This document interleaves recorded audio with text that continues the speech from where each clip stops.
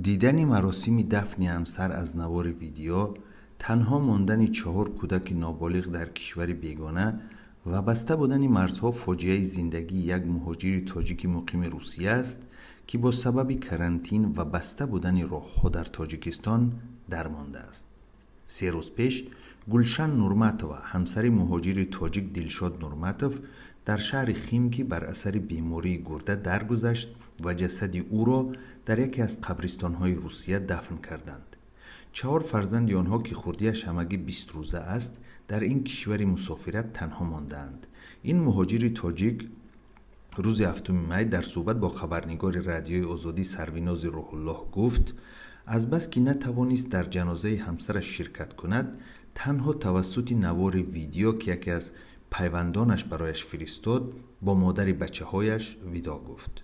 بعد آغاز پاندمی کووید 19 تاجیکستان از نیمه های ماه مارس و روسیه از آن پیشتر پروازهای بین المللی را قطع کردند. روای مهاجران منع شد و چندین نفر ناچار خویش و پیوندانشان را آنجا دفن کردند. دلشاد نورماتوف میگوید سال گذشته یک فرزندشان را از دست داده بودند و او نیمه های ماه مارس امسال برای دیداربینی والدان برای 10 روز به تاجیکستان آمد، اما به سبب بسته شدن مرزها درماند. پدر 4 فرزند میگوید هیچگاه تصور نمیکرد همسرش هنگام سفر او و در چنین شرایط میفوتد و یک باره 4 کودک تنها میمانند. او روز 7 می گفت چندان بیماری سختی نبود وگرنه من هیچگاه آنها را مانده و به تاجیکستان نمی آمدم.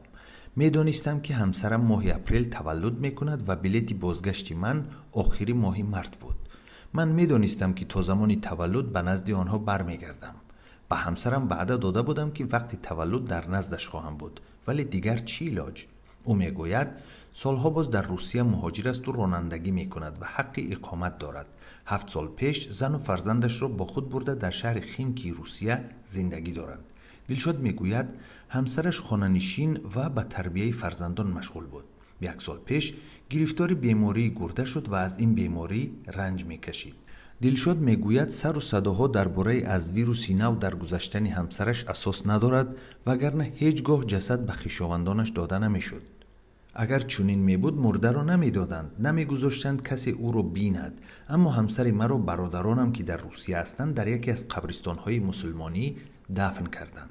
حالا دلشاد از سرنوشت فرزندان نابالغش نگران است.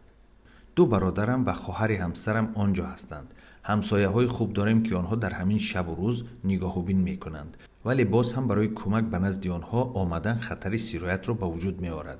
دلشاد نورماتوف که حالا در خانه والدانش در ناحیه عبدالرحمن جامی انتظار باز شدن مرزها نشسته است، گفت برایش تحمل این فاجعه سخت است. چی کار کنم دیگر؟ فقط از خداوند می‌خواهم راه‌ها باز شود و من نزد بچه‌هایم روم. اگر امکانی می بود خوب می شد. درباره مرگ گلشن نورماتووا همسر دلشاد، خورشید همراقول و راهبر مرکز فرهنگی تاجیکان در روسیه خبر داد. او با نشر این خبر از هموطنان خواست به فرزندان این خانواده کمک کنند. او در صحیفه فیسبوکی خود تفصیلات فاجعه تلخ در عائله این مهاجر را نشر کرده برای 4 کودک یتیم مانده آنها کمک خواست. در روسیه به گفته مقامات بیش از 1 میلیون مهاجر تاجیک کار و زندگی می کند. بنابر حساب سازمان‌های بین المللی مالی، درآمد هر 4مین خانواده در تاجیکستان از حساب پول مهاجران است. هر سال صدها شهروند تاجیکستان با سبب‌های گوناگون در روسیه می‌فوتند. امسال مرگ و میر آنها از بیماری کووید 19 باز زیادتر شد.